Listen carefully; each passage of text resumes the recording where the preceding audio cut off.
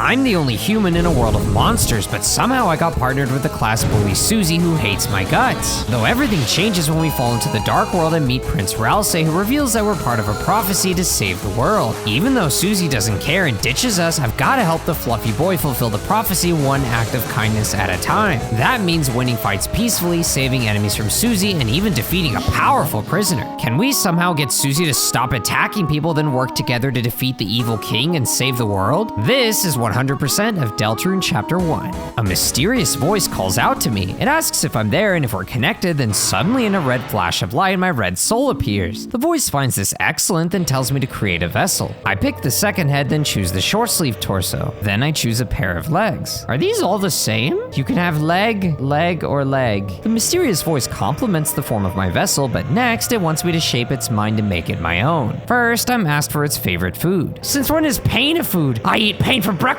Oh, I just numb your arm, it's yumsies. My favorite blood type? Just imagine someone walking up to you on the street, be like, hey, what's your favorite blood type? I choose cyan as its favorite color, then for some reason I'm asked to give it a gift, and from kindness, mind, ambition, bravery, and voice, I choose kindness. Next, the voice asks me how I feel about my creation and reassures me that they won't hear me. I choose hope over love because I hope my creation will behave well. Then I assure the voice that I answered everything honestly, but suddenly it asks if I'm ready to accept that there might be pain and seizure.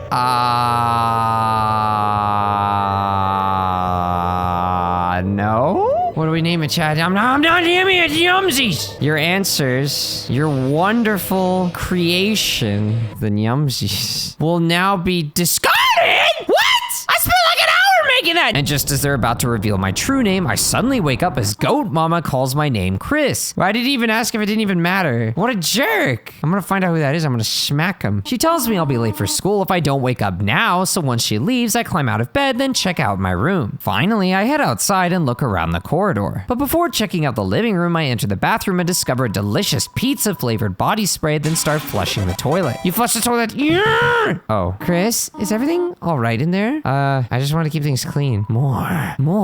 Yeah! I then leave to the kitchen and check out the fridge where I find a photo of Mom, my brother, and me. Aside from some suspicious hair stuck in the drain and cinnamon batter on the stove, there's nothing interesting to find. So I enter the living room and check out Cheryl, the beloved living room chair, before finally heading outside so Mom can drive me to school. On my way, I notice several people I recognize from Undertale like Caddy and Bratty, along with Undyne in a police uniform. But soon we reach the school and surprisingly Toriel takes me all the way inside and gives me a hug before I head towards the classroom. Once inside, I realize Alphys is the teacher, who's surprised that I showed up at all, making me wonder just how late I am. She tells me we're doing group projects, so I need to find a classmate to be my partner. I asked Noelle, but she apologizes saying Birdly asked her first, though she wouldn't mind us all making a group of 3 if Alphys is okay with it. So first, I check with the others, though Teme can't partner up because she's already grouped up with a hard-boiled egg. Tem partner with egg! No egg! Monster Kid would have partnered with me, but since I was late, they had to partner with Snowy. Jockington and Caddy also can't join me since they always group up with each other. Out of options, I go back to Noelle and ask to join her group as a third. But when she tries to ask Alphys if it's okay, Birdly purposely talks over her to keep me from joining. She was just saying we're fine being alone. That's not what she was saying! You're lying! Bad bird! I'm gonna stuff you in that bird cage in my home! Before Noelle can try again, suddenly someone slams the door open and Alphys nervously welcomes Susie to the class. Susie asks if she's late, but the terrified Alphys says she's fine, then pairs me up with the bully for the project. The now very nervous teacher tries to write the assignment on the board, but somehow her chalk went missing, apparently for the 3rd time. Luckily, Noelle suggests to get some from the supply closet, so Alphys decides to send Susie, who shuts the door saying whatever, then I'm supposed to go with her to make sure she actually gets the chalk. Thanks, Chris. See you later. I didn't say yes. Chris, if I had arms, I would take off this cool hat in remembrance of you. You say I'm gonna die? The hard-boiled egg emanates a feeling of pity toward you. Even the egg feels bad for me! That's how bad my situation is! I'm being pitied by an egg! A dead egg! Eventually I give in and head out to follow Susie, but I'm shocked to catch her eating what seems to be the missing chalk. She slowly turns around and menacingly walks toward me, saying she didn't see me there. She then asks if I saw anything, but when I keep quiet, she walks closer, forcing me back toward the lockers to tell me a secret. Suddenly she lifts me up and slams me against the locker, then says quiet people tick her off. She thinks I'm going to expose her for eating the chalk, which will get her expelled, especially since she believes everyone wants her out. Chris, how do you feel about losing your face? Not very good.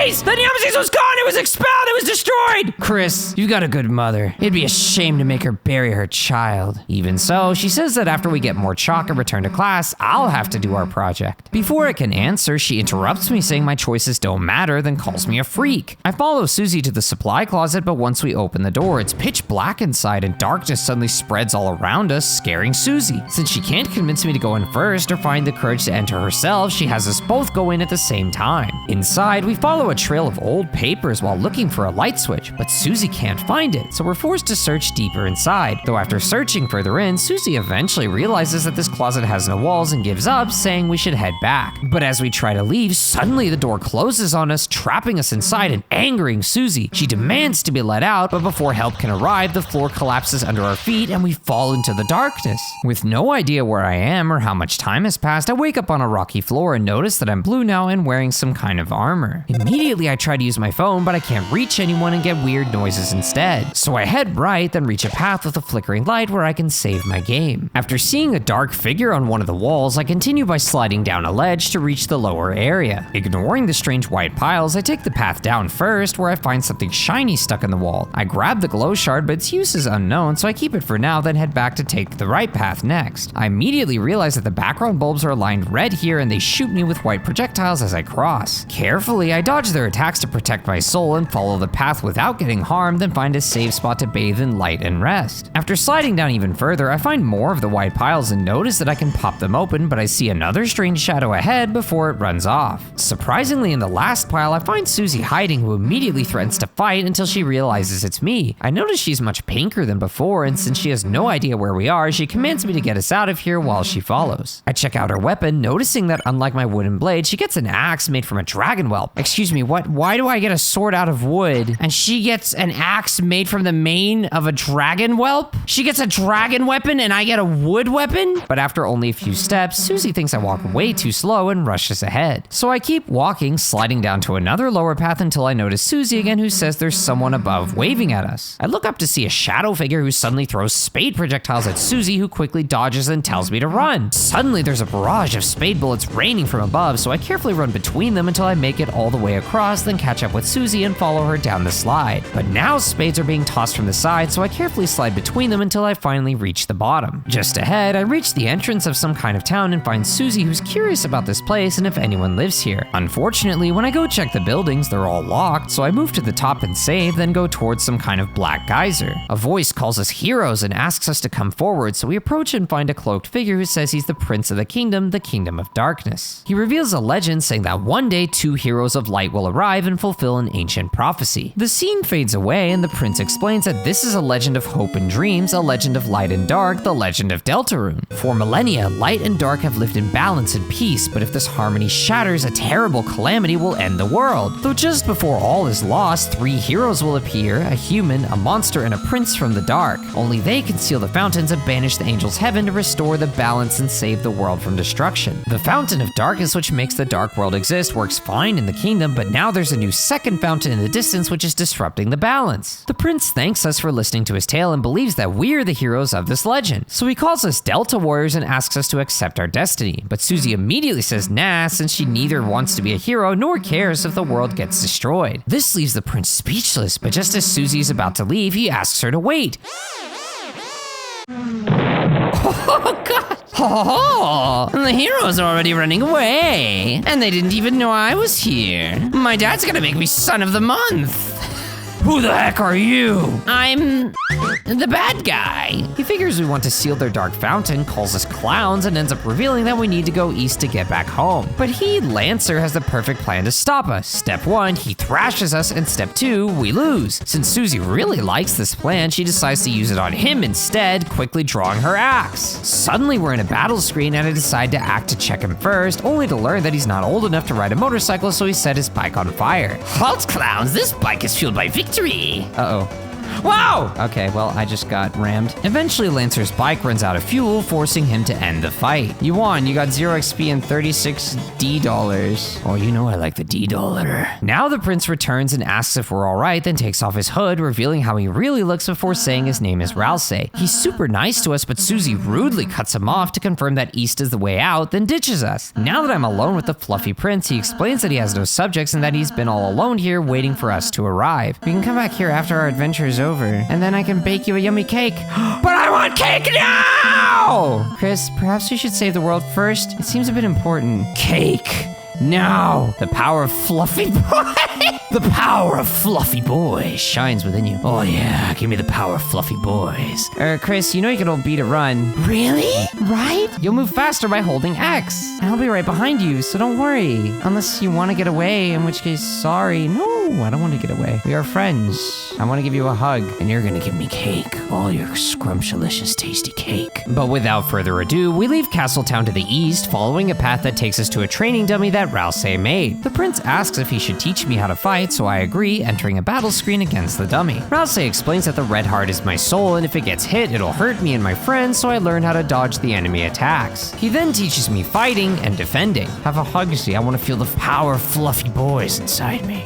Chris? I don't think, this is what you're supposed to be doing, But what? But what? Tell me you love me! The prince also explains how to act. Chris, you don't need to hug it anymore. But I want to! You can't tell me what to do! I hug what I want! Hug! Then I curiously press myself against the dark prince's fur. Is this close enough? I can feel your fur on my face. You said I would get a blushy if I got close enough. Oh, there's a blushy! Finally, I head east where I find some kind of yellow gate, which Ralsei calls the Great Door. Surprised that it's open, he says that once we step through, our adventure will really begin. After he explains that my choices and how I treat people will matter, he asks me to act nice instead of fighting, which I say I can handle. So Fluffy Boy calls me a hero, then follows me through the door before closing it behind us. We reach a completely new area with strangely rectangular trees, but first I save before taking the path down, then right, leading to the field of hopes and dreams. I follow the path and find a sign by Lancer saying I'm going to die to enemies ahead. Sure enough, an enemy runs into me with a sword, leaving me no choice but to battle the Rudin. The Rudin attacks with diamond-shaped projectiles, but instead of fighting back, I act and lecture the enemy about kindness, which makes them get tired. Next, I tell Ralsei to pacify Rudin, which puts them to sleep, so we end the fight peacefully. Then beyond the Rudin, I meet Lancer standing by another sign. Oh, if it isn't my two favorite people. Psych, you guys aren't even in my top 5. Lancer, where's Susie? You mean the purple girl? Ho ho ho. You fools, you were too late to stop me. What did you do? It was so simple. She beat me up, so I ran away. I go to the right, then ignore Lancer's warning that his troops will thrash me. Sure enough, I find more Rudins ahead that I convince and spare before making my way across to reach some kind of pizza slice guy. Mamma mia, I'm top chef. My latest cake worked me to exhaustion. So I took a little nap, but mamma mia, a scary noise woke me up. A beast was hunched on the table, eating the cake like an animal. I spritzed it with water and it hissed and ran off. But my wonderful cake is... Aw, Chris, that sounds like Susie. We must be going the right way. Even though the cake is still smoldering from Susie's bites, I managed to take a broken piece for myself before leaving to the right. Suddenly, I find more of Lancer's troops, but this time a Hathy joins the fight. First, I sway the Rudin, then spare it, but then I have to dodge the whispered spells of Hathy in the shape of heart attacks. Next, I flatter Hathy by calling them a sweetheart, which makes them blush deeply. Finally, I have Ralsei X-flatter to make even more hearts appear and ultimately spare the Hathy too. Moving on, I find a dark candy tree and take both of the fruits, then reach some kind of room with a clock and 3 buttons, along with instructions telling me that I have to hurry in order to solve this puzzle. So I trigger the clock, then quickly rush onto all the platforms, which removes the floor spikes, allowing me to progress to the next area. Here, I find a safe spot on Lancer's sign where he presents his maze of death, convinced that we'll get lost. Moving south, I find and open the nearby chest containing a white ribbon, which Ralsei explains is armor, which increases defense. Since the ribbon also adds cuteness, I give it to the fluffy boy, who gets flustered and wonders if he looks pretty. Suddenly, I run into Lancer again, who's surprised I survived the maze, then calls a team of Hathy Hathies to fight us, so we quickly spare the Hathies one by one until the fight is won. Great job, Chris. We earned 0 XP and $190! Sweet, how much do I get? You lost, Lancer. You don't get any. Oh, can I have some of yours? Heck no, Rouse, I swear. If you try to be nice to him and give him my shinies, you are off this team. No, thank you. Put that fluffy foot down. They're my shinies. I mean, our shinies. Fine, later, losers. Ha, brokey. Victorious, we head right and find another time puzzle, but this one ends up with 3 lit platforms. I keep trying to press all 3, but eventually the fluffy boy stops me saying maybe we should check the next room. Sure enough, we find Susie ahead struggling to open a door. Since we need her help to solve the puzzle and open the door, Susie has no choice but to join us. Hey Chris, if you need help with the puzzle, feel free to ask me anytime, okay? And if you need help from me, you're screwed. She's not wrong. I can handle puzzles just fine. But eventually we manage to press the switches, which opens the door. While heading back, I notice a cute red creature on the path, but Rouse stops me since Susie missed the tutorial, so next battle we should show her how to act. Well, I walk into the round cutie, which starts the fight, then tell Susie to compliment the C round. Then she says she really likes the axe in its face before smashing it out of the fight. After going through the door, we run into a shady looking blue guy who tries to sell me a tutorial for $50 dark dollars. What if I say no? Ha! Ha! Did I say 50? Well, we just went on sale. 20 dark dollars. Oh, dang. It's good that I said no.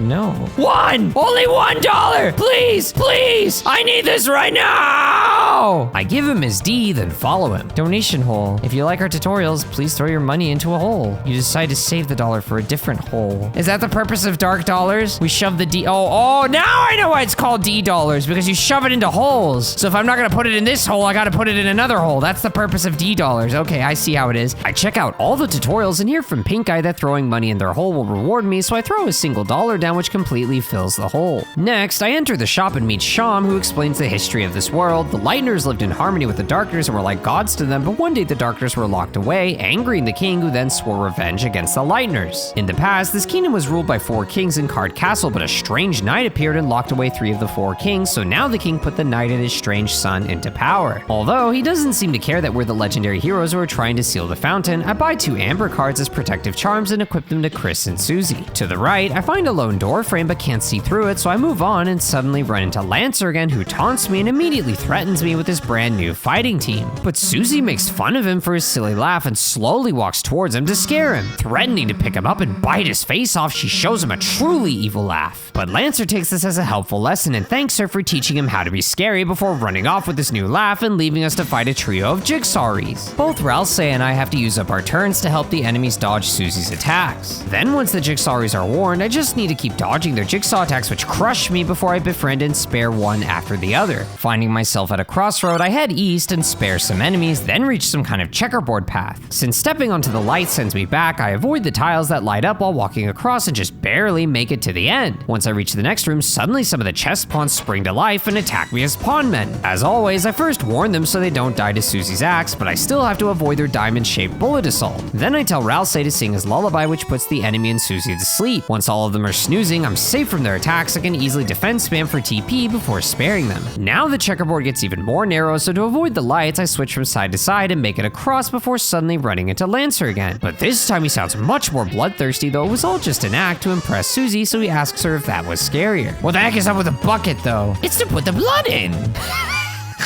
Yeah, I'm not, supposed to make a mess. He's adorable. But since he was so excited, he forgot to bring any guys to attack us, so instead he asks about our team's name and suggests we all put a name into the bucket to draw one. Funnily, I can tell exactly who's written each paper by how they look, so of course I pick Ralse's neatly folded paper, which has an unnecessarily long name. But Susie wants something short and intimidating instead and comes up with Fun Gang. Lancer agrees on the name, then leaves to Osmosis Afternoon Milk. Next, I have to avoid approaching waves of light, but once I get the timing right, I manage to make it across and reach a room with a very narrow path. Suddenly, lots of pawnmen wake up and attack me, but I resolve the battle peacefully, then find some peaceful chess pieces. The knight explains that the guys on the board used to have their own boss, but now they all follow the king. The bishop, Mr. Society, explains that unlike the pawnmen, they are too intelligent to bow down to a tyrant like the king. In the next room, I find Lancer again, but this time he warns me about something extremely dangerous ahead. But it turns out to just be the little red guy from before. Oh. King me. Oh no!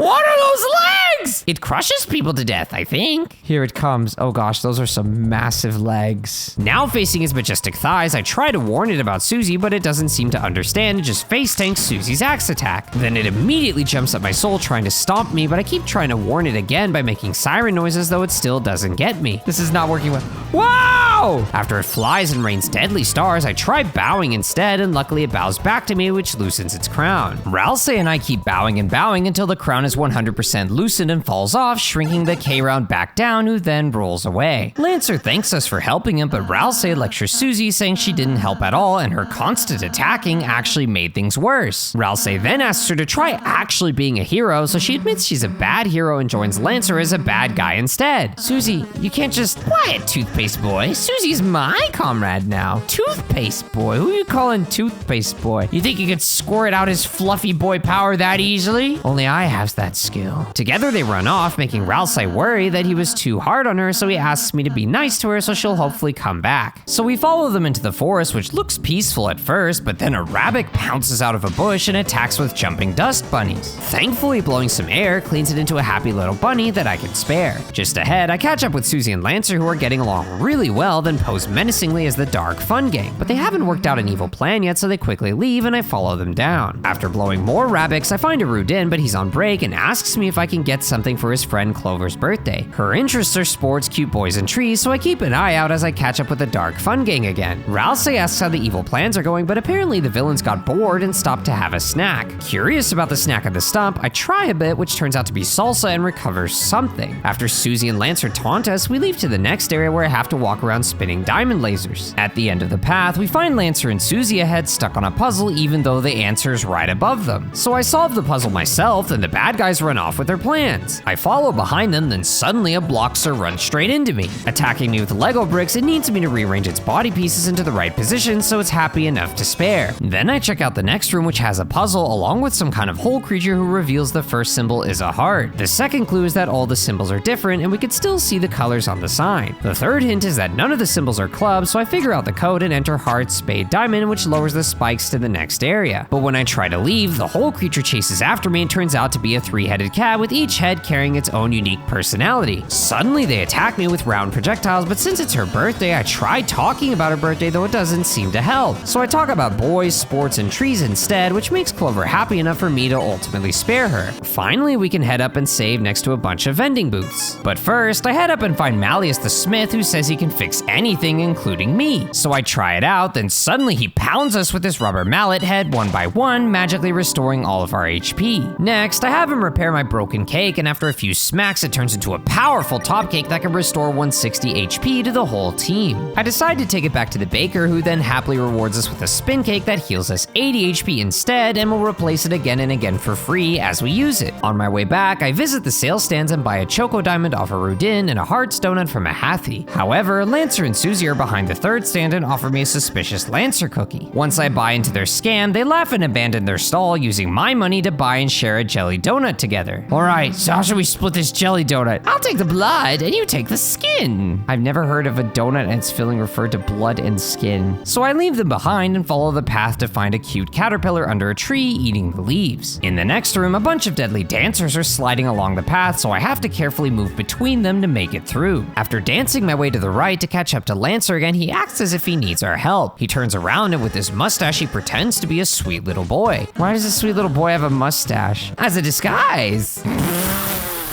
The reason for this disguise is to trick us into designing a machine that kicks our own butt. To create the ultimate hero butt-kicking device, I choose duck parts for the head, body, and shoes, then paint it all in a light blue color and confirm my terrible creation. Suddenly, Susie jumps out of the nearby bush and is excited to steal our genius machine, only to realize that it's just a duck. Thrash you later, you fools. She still took the plan with her, even though she hates it. Though suddenly a random winged star flies up and chases us while shooting stars at us. I carefully dodge between its shots and make it across, but then I go back to ring the bell at the end so the star loses its wings. Maybe it didn't even matter, but oh. You've got some long legs. Even more strange, when I leave and return, I somehow end up in a completely different room. While creepy music plays, I interact with the lonely tree to learn that he is behind the tree. Confused, I check behind the tree and interact with a hidden man who gives me an egg. You received egg. Egg! egg! I got egg! Well, there's not a man here. He went poof? Unfortunately, leaving takes me all the way back to the vending stalls, so I have to pass through several of the same rooms again. Once I'm caught up, a blue sign tells me to walk around the center and look carefully in the dark. So I circle the middle as instructed, which darkens the room more and more, slowly revealing a scary tree. Pressing the switch inside the tree unlocks the path ahead, where I find the evil duo again. This time they're relaxing and being pampered by Rudin, while another Rudin worries about the king learning that Lancer is now friends with a Lightner. Regardless, Rousey reminds the duo to build the evil machine, but they uncaringly decide to finish it last minute and make fun of him. I leave them be and head up when suddenly Lancer warns me about getting lost in the maze. After avoiding a few dancers and sparing some enemies, I dodge a spinning trap, then reach a narrow path where I surprisingly find Susie. She's worried about Lancer, though she doesn't want to admit it. Anyway, get out of my way, I'm gonna find him. Yo, this game's humor is peak. She goes the exact opposite direction. Now both Lancer and Susie choose paths ahead, so I keep choosing the paths that neither of them take until I reach a save point. Heading right, we find a suspiciously duck-shaped shadow that turns out to be our machine, but Susie and Lancer blow it up, saying our design sucked, then challenge us to a fight. If we win, Susie will be a good guy again, but if we lose, then we'll have to join them as bad guys. Before I can answer, the battle begins and Lancer drives across while Susie launches axes at me. I try convincing Susie not to fight, but of course she says no, so I have Rousey sing a lullaby to put her to sleep. Now with only Lancer awake, I try convincing him not to fight, which actually works a little bit. But then Susie wakes up, so I quickly have Rousey sing her back to sleep. Now I have Rousey talk to Lancer and warn that someone might get hurt. Surprisingly, Lancer listens again, then when Rousey offers to braid his non-existent hair and tells him that he wants us all to get along, Lancer stops wanting to fight, so Susie ends the battle. Even though they say we cheated with kindness, Susie agrees to join us again, but will only fight. Though now Lancer's all alone again, so Susie says he can join us too. What is this, the handsome Squidward face? Man, I'm still hungry. I was thinking of baking a cake later. What's the catch? You have to stop making fun of me for one. Pass! Lucky for Susie, we soon find a candy tree, but she can't reach the star. I have a special transformation for times like this. Watch and learn, team. Look, stool form.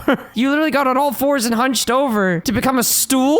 Susie then jumps on Lancer to grab the candy, but once Lancer reveals that he's never tasted it, the hungry Susie gives him the candy instead. He happily eats it, saying it tastes like his teeth are disintegrating, then calls Susie a good friend for sharing. Afterwards, Lancer reveals he really likes being on our team, and even Susie suggests that she's happy too. But suddenly we see his father's castle along with the dark fountain pulsing from the top, then Lancer nervously asks if there's any other way for us to get home. He warns that we might get hurt, but when Susie insists that we'll crush anyone in his castle who gets in our way, Lancer gets scared and runs away. Susie immediately chases after him and Rousey quickly follows, so I join the chase. But suddenly guards appear barraging me with diamond projectiles that I dodge between and side to side until I reach my friends. A sad Lancer rushes into his castle and locks us out while the guards surround us and attack. Suddenly I wake up in jail with Rousey, then a Rudin says we're going to be imprisoned for an eternity. Since Susie's missing, Rousey urges me to search for a way out. So I find some moss in the corner and eat it, then take a wall shackle and wear it as armor. Though once Rousey notices my mossy face and prison shackle, he starts to give up and get emotional, but then Susie interrupts. Apparently she got the keys to escape her own cell by inviting the guard to the trash can, but now she needs my help to solve a puzzle. So I tell her the correct answers, which unlocks the door. Once Susie's out, Rousey tells me to close my eyes and imagine what she's doing. I see her at a crossroads and tell her to go right, and she somehow faintly hears me, but she goes left anyway, reaching a dead end before suddenly hearing Lancer's voice. Immediately she rushes right, but there's another puzzle in the way. Without me to help her, she still somehow solves it alone, then catches Lancer telling a guard to never let us out. So Susie confronts him, then he admits that he was the one who had us locked up forever in the first place. This shocks Susie, who feels betrayed, so Lancer wants to explain, but she angrily demands him to shut up and get out of the way. But Lancer stands his ground, so Susie pulls out her axe and attacks. Immediately she swings at Lancer, who fights back with raining spades. I have no control over Susie's attacks, but I do control her dodging, so I try intentionally getting hit by Lancer's spades to stop her. Unfortunately, as she gets closer and closer to killing him, he starts doing less and less damage before purposefully missing. Even Susie notices but doesn't care and keeps striking the helpless, twitching Lancer. But just as she goes for the kill, she misses the fatal blow. Now she admits that she doesn't want to kill him and begs him to move. But Lancer still hesitates, explaining that he doesn't want us and his dad to fight and kill each other. Now that Susie understands Lancer just wanted to protect them and his father, she promises not to kill his father and to instead peacefully talk to him. Lancer's not so sure about this idea, but she convinces him to try, so he decides to help by going to talk to his dad. But first, he asks Susie if they're still friends, and once she says yes, he's relieved and leaves. Finally, Susie unlocks our cell, reuniting the party together. So we head out and reach some kind of toy wagon with the 3 former kings trapped inside. After chatting with them all, I head back and enter the elevator. Everyone gets comfy while we ascend, then Susie surprises us by asking us to teach her how to act so we can peacefully defeat Lancer's dad. Plus, once we reach the top and Rousey steps out, Susie stops me and says she'll start listening to my battle commands, then joins the party for real. After she steps out, I check the panel and see a mystery question mark floor that I select, sending the elevator down. Outside is a long set of stairs leading down to a big gate with creepy laughter inside. The lonely prisoner asks who we are, then claims that he's innocent, only locked away because he wanted to play a game. When he asks if we want to play, I refuse, but he says it's too late and tells me to find the key by starting with the shopkeeper. Confused, I head back up the elevator and run into a red Rudin, starting a fight with 2 Rudin rangers. Since Susie listens to me now, I don't have to warn enemies anymore and instead tell her to compliment them. Aw, Susie, if you're stuck, why not try saying something you wish someone would say to you? You are unbanned from Free Ham Sandwich Day.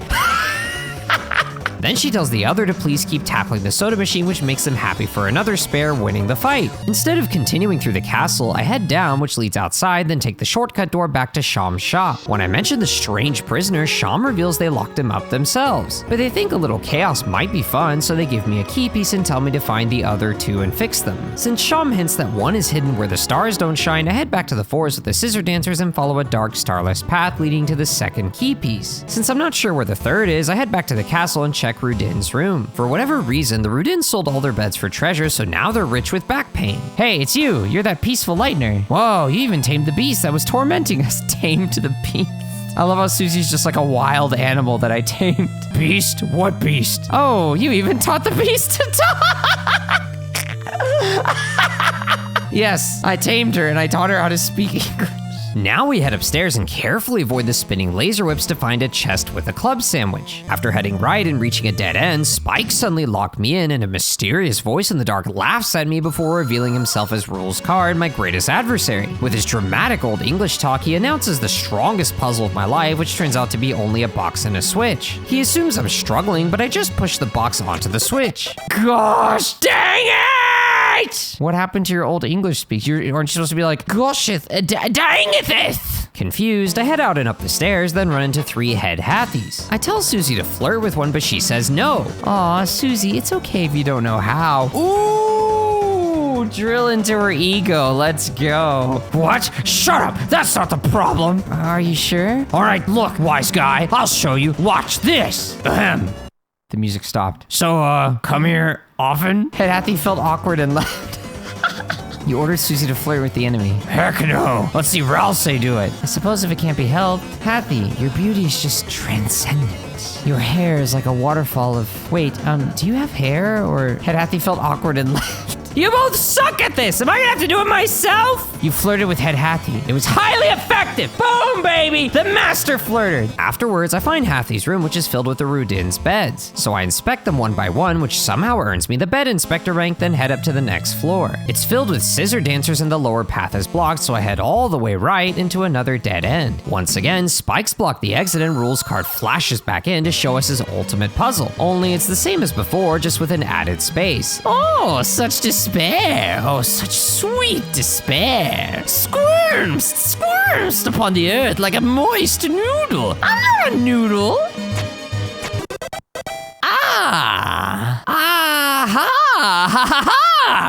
Gullible worms. That wasn't just really my ultimate puzzle. I have a waste better one right here. Can we see it? No.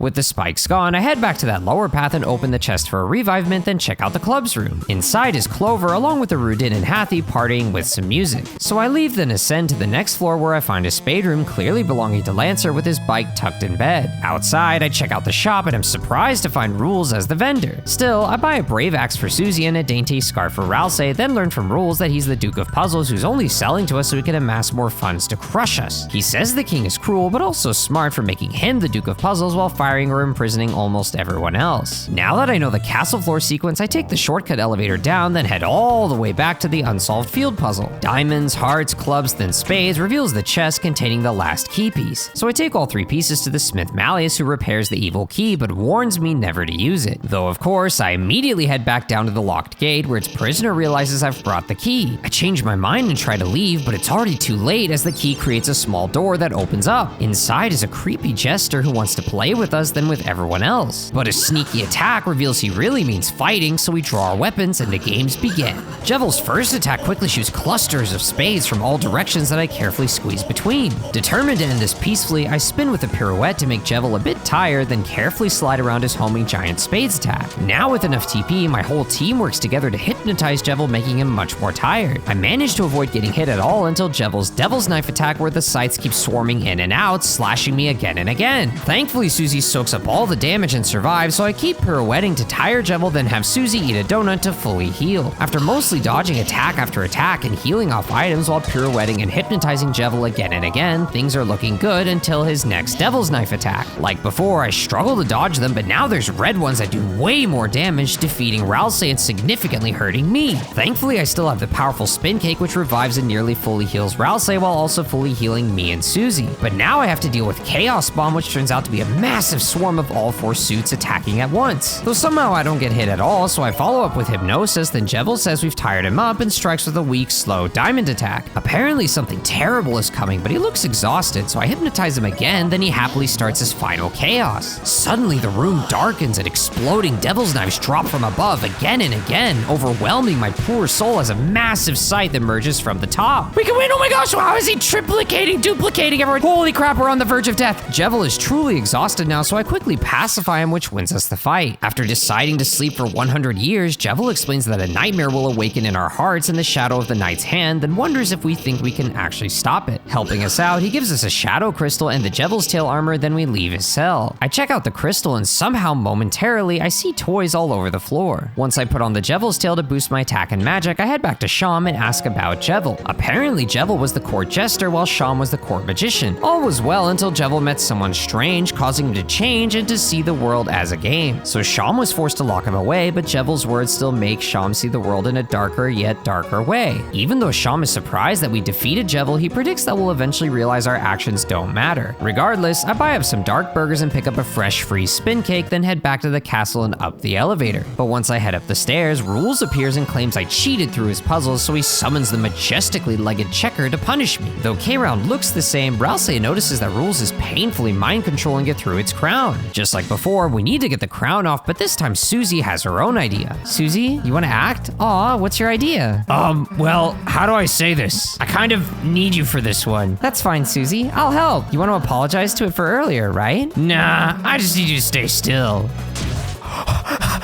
Chris, we gotta get that crown off its head. My first throw smashes Ralsei against those thick thighs, so I raise my aim and strike the crown again and again until it slides off, freeing C-Round. Out of ideas, Rules congratulates us and pretends it was all a test, then quickly slides away. Curious, I head back to his shop, and sure enough, now he claims he was faking his loyalty to the king and supposedly just wanted to help dethrone him from the inside. So I leave him be, then head back past the peaceful checker and up the next staircase, which leads to the throne room. Only it's all torn up, as the banner and throne room seem to have been damaged through some kind of struggle. So I continue on through the back exit and reach what seems to be the roof of the castle. Suddenly, I spot Lancer approaching a cloaked figure, his father, who asks if Lancer slayed us. Lancer says no, and that we should talk it out instead, enraging the king that we're still alive. Then once he realizes we're here, the king tries to turn his son against us, calling us scum, but Lancer refuses, angering his father, who yanks him up. Though Susie quickly draws her axe and demands that the king releases his son. But once the king realizes we care, he threatens to drop his son off the edge to splatter him unless we kneel. Lancer begs us not to submit, but we surrender to save him, then the king summons spades to impale us. Though just before the king strikes, Lancer saves us with a sneak attack, then runs off. Now that Lancer is safe, we draw our weapons, then the king reveals himself as the bad guy and the battle begins. Abandoned by Lightners in the past, the hateful king cannot be reasoned with, but after dodging his spades, I try talking to him anyway. He silences me immediately, then reveals because of the knight's will, he wants to destroy us. But then my talk shock act becomes courage, and suddenly he launches his belly tail and starts dragging my box while I'm trying to dodge his spades. Then for Lancer's sake, Susie tells King she wants to pass without hurting him. But King makes it clear that he wouldn't mind dying, so his son learns what monsters we really are. Now enraged, Susie can red bust her instead of talk, so I have Ralsei talk to King. He tries convincing King we don't need to fight, but King calls him naive and is determined to slay us, turning Ralsei's talk into dual heal. Then the King explains his purpose, which is thanks to the appearance of the knight, before unleashing another powerful attack that drags me around. This knight is supposedly pulling the fountains from the earth, and once again, King drags my box around to try and push me against his teeth. Those fountains are going to create a new world for the Darkeners, he says, while I simply encourage and defend. As I dodge attack after attack, he eventually gets frustrated and uses his chain of justice to drag me towards his teeth and spades. Finally, he realizes he can't defeat us and admits that enough is enough. Exhausted from our long battle, he falls to his knees and reveals that he wasn't always this cruel. He remembers when Darkners and Lightners lived in harmony and misses those days, asking us to lay down our weapons for peace. Ralsei and I agree, though Susie hesitates, but eventually sheaths her weapon before we all approach, and Ralsei offers King his friendship. Though he's apparently extremely exhausted from the fight, so Ralsei heals him. But suddenly surprise spades knock us to the ground as King reveals he tricked us. Susie tries to get up, so King prepares to shut her down, but I quickly block the attack. Though a sneak attack knocks us both down anyway, then another launches me far back. After slowly approaching me and realizing I'm the leader, he cynically accuses me of planning to abandon the Darkners, but I stay silent. So he yanks me up and readies spades to end my life while saying quiet people tick him off. Just before it's over, he's struck from behind as Susie saves my life, telling him to get away from her friend. Amused, the King asks if she'll kill him, but Susie says no and gives up on talking to him, knowing that he can't be convinced to stop. Though she knows someone who can stop him, as suddenly Lancer charges in with the entire army and snatches him up. King demands an explanation, but Lancer casually explains that his dad is being overthrown since everyone remembered our kindness and would rather have a king who accepts us like Lancer. Now I'm the dad.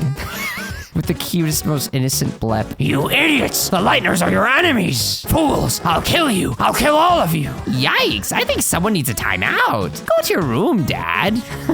No! Once they're gone, Susie checks up on me and Ralsei is relieved that we're okay. Though now he starts doubting his peaceful ways since his kindness towards the King nearly got all of us killed. But then Susie explains that sometimes you have to fight, but don't always keep your guard up or you might hurt someone you care for. Ralsei is impressed, then realizes it's time for Susie and I to go home, so we leave him behind. But not long after leaving, I decide to turn back to at least say goodbye to everyone, which Susie happily agrees to. Ralsei is surprised to see us back so soon, but says that the Darkness showed up to say goodbye too. So I walk around to hear about the Jigsaw guy's latest puzzle plans, then chat with a lot of the others who joined us on the roof. Wonderful work, mine amigos! Thou hast toppled us, the tyrant, freedst our greedst. Truly, if history shall not forget, the tale of Rule's Card and the three heroes. What? Your name gets put in and we're just the three heroes? We did all the work, you didn't do anything! What about the part where you tried to kill us? Ah, an interesting historical theory, is it not? Theory? It's fact! I shall give it thou a plate of worms for thou silence. Ugh! Worms? You think I'm gonna be quiet for worms? Gross! What? Susie! First off, you don't speak for all of us. Second off, I ain't eating worms! Hathie looked at you proudly. Kiss. What? No kiss. Limit 1. I don't even want one. 0 kiss. Only the fluffy boy gets my kiss. Now on the throne, Lancer greets us, then proclaims that Lightners are now legal and that prisons are only for dads before saying he trusts us to deal with the fountain. Unfortunately, the checkers piece blocks my way, so we start to head out before Ralsei stops us. Hiding his emotions while he says he'll miss us, he takes off his hat, suddenly revealing that his fur is actually white. Susie is shocked, but quickly moves us along and won't let me go back. So we pass through a gate and finally reach the ominous-looking fountain. As we stand in its light, Susie figures we stumbled onto something really important, and suddenly I feel something strange as if my soul is glowing. Then I watch my soul rise towards the fountain and my bright glow starts flooding the scene. Suddenly, we find ourselves in the school's unused classroom and back to our original forms. Susie wonders what just happened, then says to tell Alphys we couldn't find any chalk and walks out. Checking the room, I find all the game pieces, cards, and toys scattered around, looking like what we saw in the Dark World. Then I step out and realize it's already sunset, so we start heading home. But we stop at the closet and I want to go back inside, though Susie insists we'll head back tomorrow. Once she leaves, I look around the school and even find Mom's classroom. It looks like she's been teaching here for a long time. You dig out the marshmallow and start huffing it.